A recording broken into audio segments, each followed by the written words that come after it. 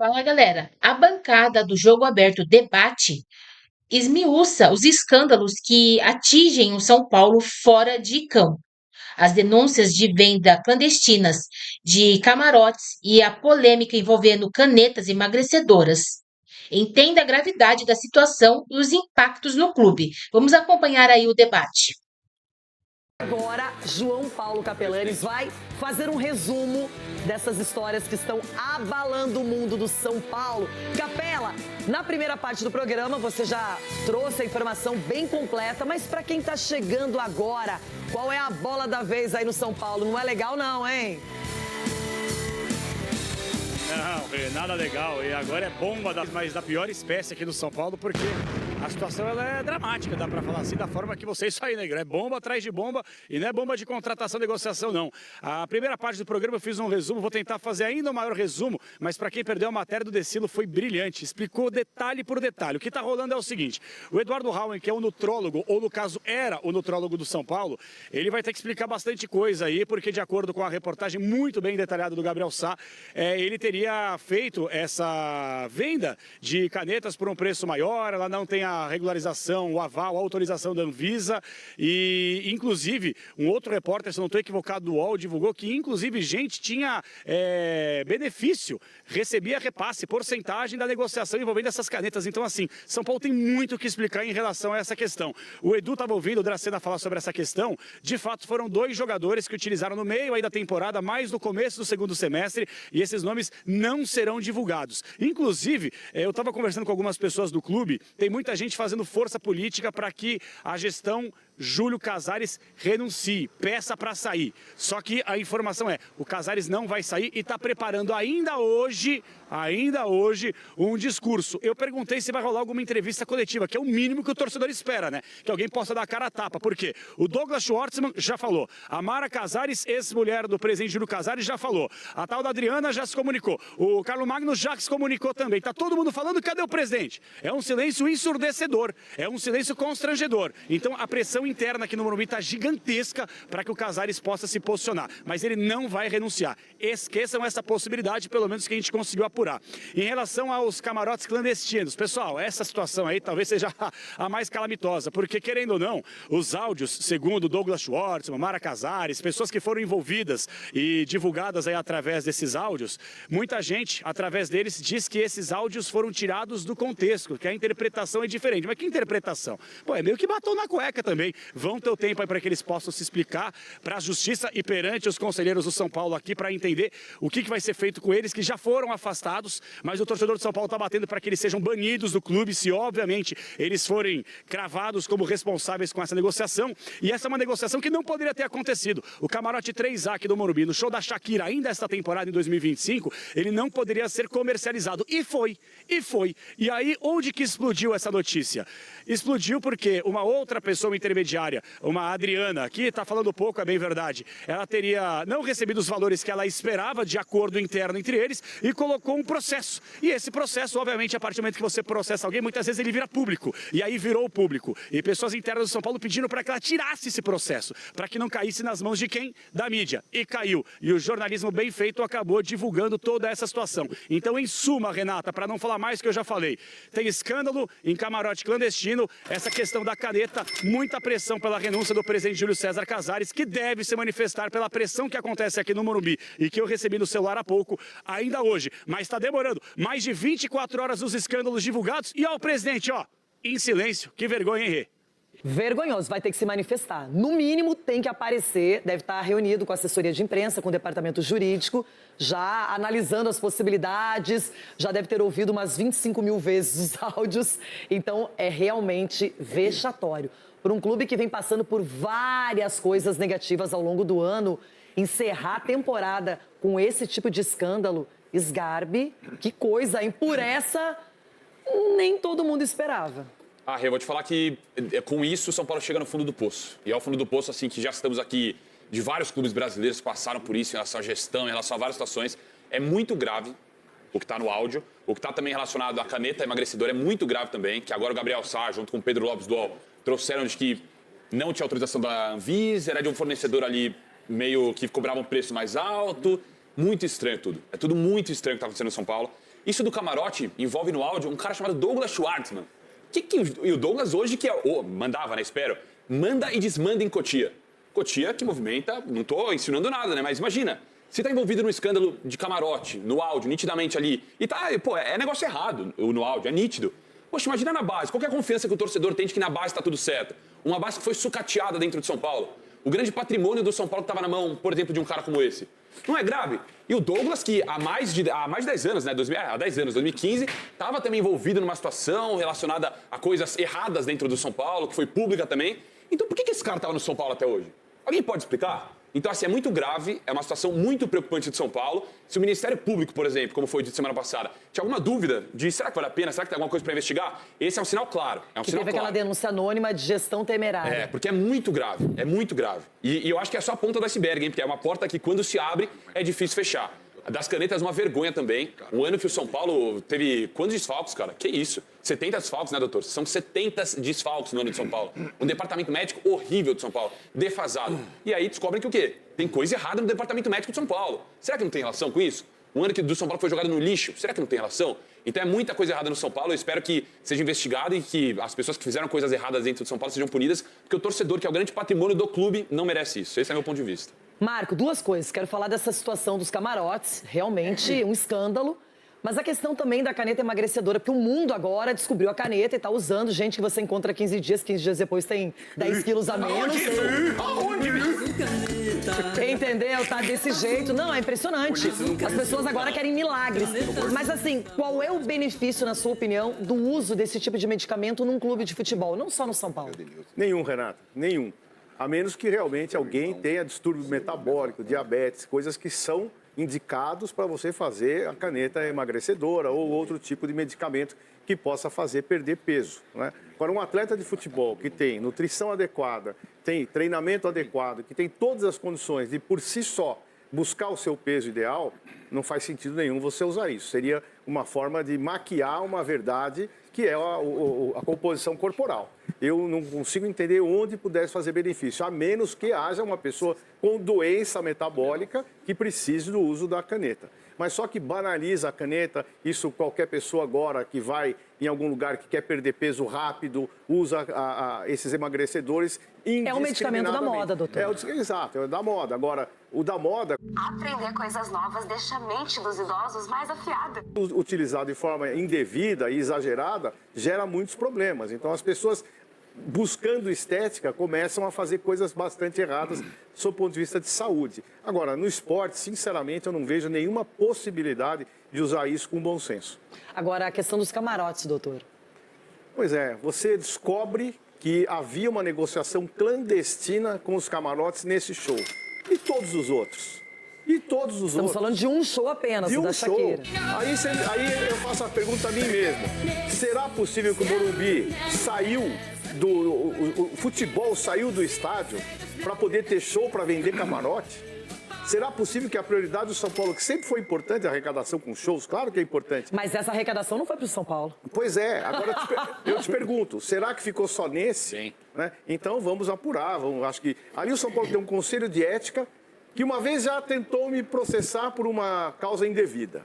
Eu quero ver se nesse momento eles vão atuar, porque o conselho de ética é exatamente para apurar distorções, né? E depois o próprio conselho deliberativo para tomar medidas possíveis para entender ou punir quem sofreu, quem fez isso. Então, um show, imagine os outros. O que foi informado não foi informação da Band, mas ontem a notícia é que 60 pessoas comprovadamente obtiveram esses ingressos e o lucro dessas 60 pessoas, R$132 mil. Tem uma frase no áudio do Douglas que é muito curiosa, para dizer o mínimo, que ele fala: eu ganhei, pra moça que estava denunciando, inclusive, eu ganhei, você ganhou, todos ganhamos. É. Uma frase que ele fala no áudio, né? Algo próximo disso. Então, todos não. O clube não ganhou. O clube não, então, mas é essa parte aí, se isso não é o cara assumindo a culpa, não sei o que é. Desculpa. Agora, a Mara, essa que é citada, é ex-esposa ou esposa? Ex-esposa. Ex-esposa do Casares. Chico Garcia. Mas ela tem cargo lá. Ela é diretora cultural, diretora da Social. Na verdade, ela tem um feudo muito importante lá na Social. Faz um trabalho assistencial até bom, mas não sei se isso tem algum tipo de distúrbio. Que coisa, hein, Chico? A questão, Renata, assim, assim, não conheço pessoalmente a pessoa do Júlio Casares. A questão é que eu só posso responsabilizá-lo.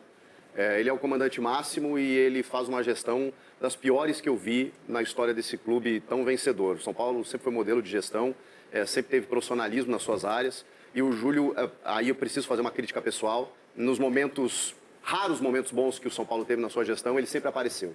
Sempre apareceu, postando uma fotinho com o Rames Rodrigues, com o Lucas, jogando para a torcida. Divulgando antes da hora jogadores na própria rede social e não na do clube. Verdade. Quando foi campeão, apareceu, porque o holofote ali lhe interessava. E nesse momento, quando ele deve explicações ao torcedor, ele desaparece.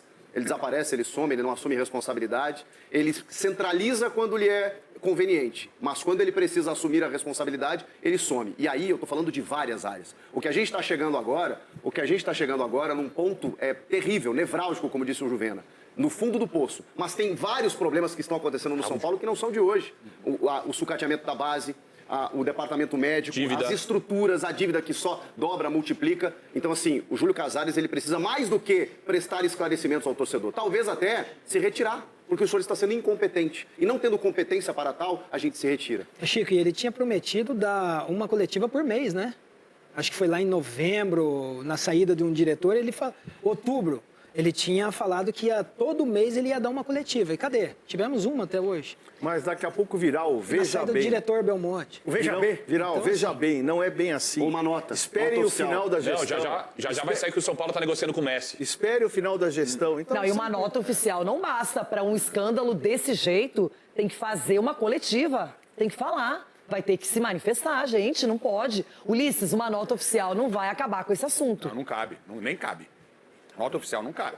Eu concordo plenamente. Coletiva, sentar, explicar, ponderar, entendeu? Tentar resolver o problema. O que me chateia, cara, sério mesmo, é que eu amo tanto futebol, eu vivo do futebol, a minha família vive do futebol, e esse tipo de coisa me deixa tão chateado, entendeu? Tão magoado, cara, porque é uma podridão, você tá me entendendo? É o câncer, desculpa, essa palavra é tão forte, né? Mas é o câncer que avassala com o futebol brasileiro, a corrupção que avassala com o mundo, com o Brasil.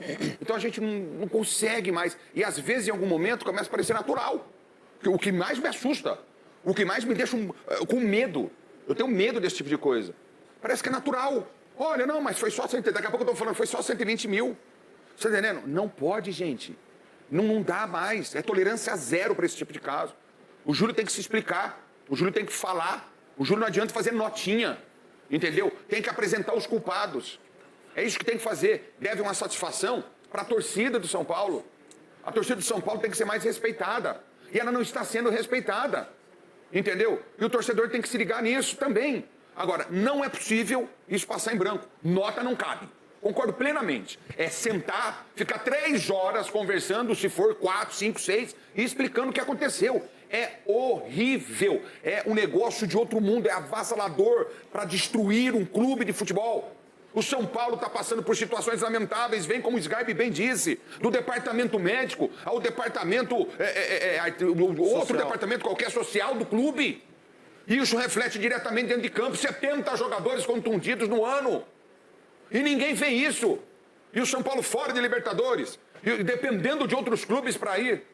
A Copa do Brasil parece que mascarou tudo que estava errado lá dentro. Mas a Copa do Brasil reelegeu Júlio César Casares, isso é fato. Todo mundo sabe que o campo e um título pesam mais do que qualquer outra coisa. Se um clube ganha um título expressivo, isso garante dirigente. No Brasil é assim, sempre foi. Renato, lembra o Cruzeiro? O Cruzeiro ganhou uma Copa do Brasil, se falou muito do Cruzeiro, o Cruzeiro foi à bancarrota, faliu, literalmente, e foi para a segunda divisão do Brasileiro. E lá permaneceu 3 anos. Exatamente, isso aconteceu com o Cruzeiro. A euforia da Copa do Brasil levou o Cruzeiro à segunda divisão, à Série B, por 3 anos. E fora o lado financeiro absurdo, o buraco financeiro que o Cruzeiro criou. Hoje, felizmente, está aí se recuperando. O São Paulo está no mesmo caminho, Olha, a gente tem um recadinho, vamos pro YouTube, mas Edu Dracena, quem faz aniversário hoje? Hoje, seu Adão, meu pai.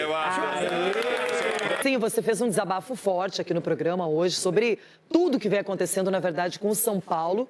E o torcedor cansou, chegou no limite.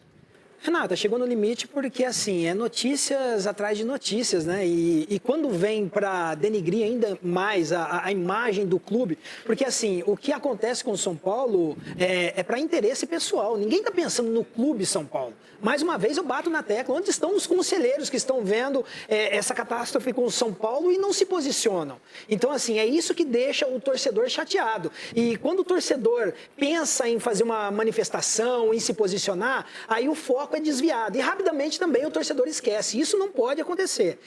A gente tem que responsabilizar o presidente, porque, assim, se eu sou o dono do meu lar, o dono da minha empresa, e não sei o que meus filhos fazem, então não tenho credibilidade. Isso já demonstrou, a partir do momento que o Luiz Gustavo falou aquilo lá, já demonstrou que a diretoria perdeu a credibilidade, principalmente perante os jogadores. Então os jogadores estão gritando por socorro, a torcida está gritando por socorro. Se os conselheiros não se posicionarem, vai vir notícias e mais notícias ruins, porque é isso que nós estamos vendo. Então, o que eu, como torcedor são paulino, apaixonado por esse clube, um dia eu decidi jogar nesse time pelo histórico de responsabilidade na qual os dirigentes tratavam esse clube. E hoje a gente vê tudo ao contrário. Então é triste, Renata, é triste. E o São Paulo, se não acordar, se os torcedores não se posicionarem e os diretores, isso daí vai pro fundo do poço ainda mais. Capelanes, hein?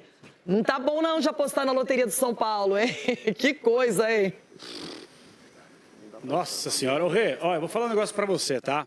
Eu sou um crítico da gestão Casares desde que ela começou, até antes dela começar. Quando o Júlio Casares era candidato à presidência, que me deu uma única entrevista, falou que ele era contra a reeleição. Bastou o primeiro ano, praticamente, do primeiro mandato, que já repensou, já mudou. Então, assim, o Cicinho tava falando, Cicinho, você é meu parceiro, o maior amor do mundo para você, mas não sejamos ingênuos. Por mais que você conheça o São Paulo melhor do que qualquer outro, assim como o doutor Marco Aurélio, vocês que viveram aqui por muitos anos. Pessoal, vocês realmente acham que os conselheiros do São Paulo, ainda mais os vitalícios, na sacrossanta sala aqui do Morumbi, vão fazer alguma coisa? Nesse momento eles não estão pensando no bem do São Paulo, cada um pensa no teu.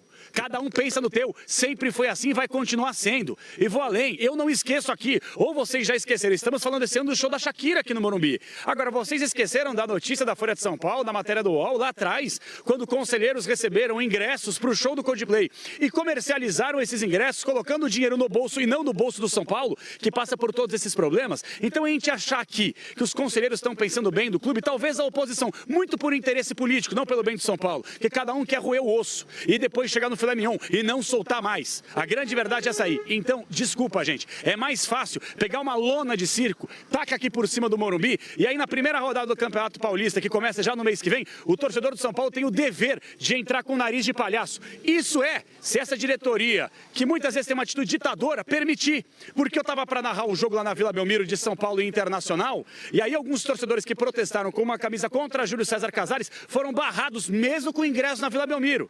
Então vocês não gostam do contrário, não gostam daquela opinião que não compartilha com a de vocês. Então a grande verdade é, o São Paulo está fadado ao fracasso. Já fracassa financeiramente, já fracassa administrativamente, agora só falta uma coisa, cair.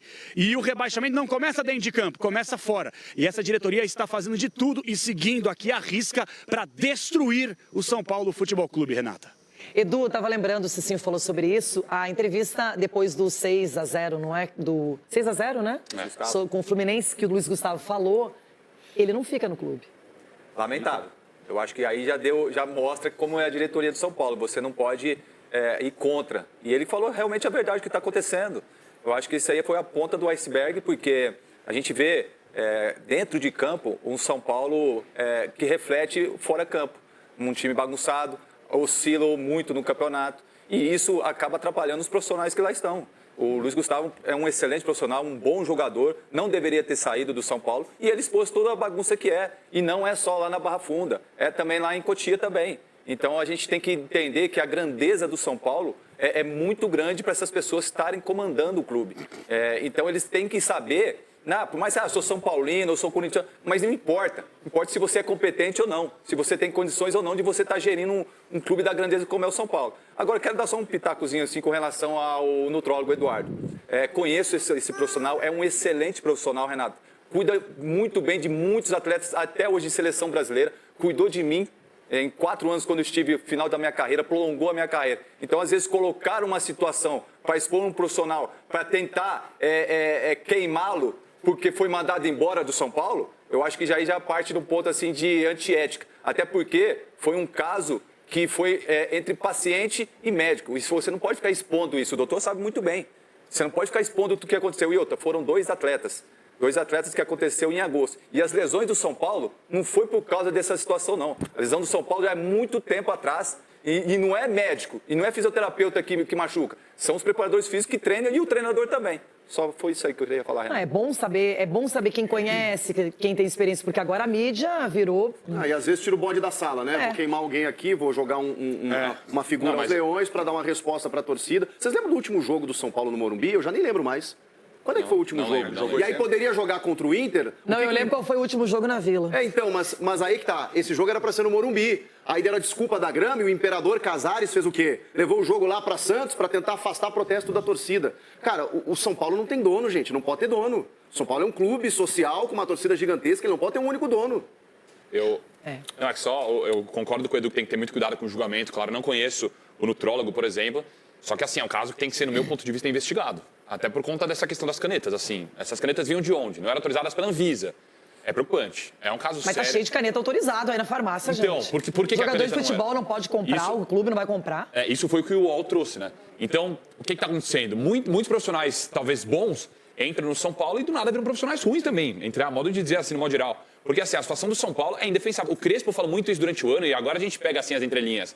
Coisas inacreditáveis acontecem aqui no São Paulo. Tá explicado, cara. Tá tudo errado no São Paulo. Acabaram com o ano de São Paulo e vem mais. Eu acho que isso aí é só a ponta do iceberg. Porque quando começa, foi igual no Corinthians. Quando começa a vazar isso daí, não para. Não para mais. Eu deixei o Ronaldão de propósito aí por último, para ele se manifestar.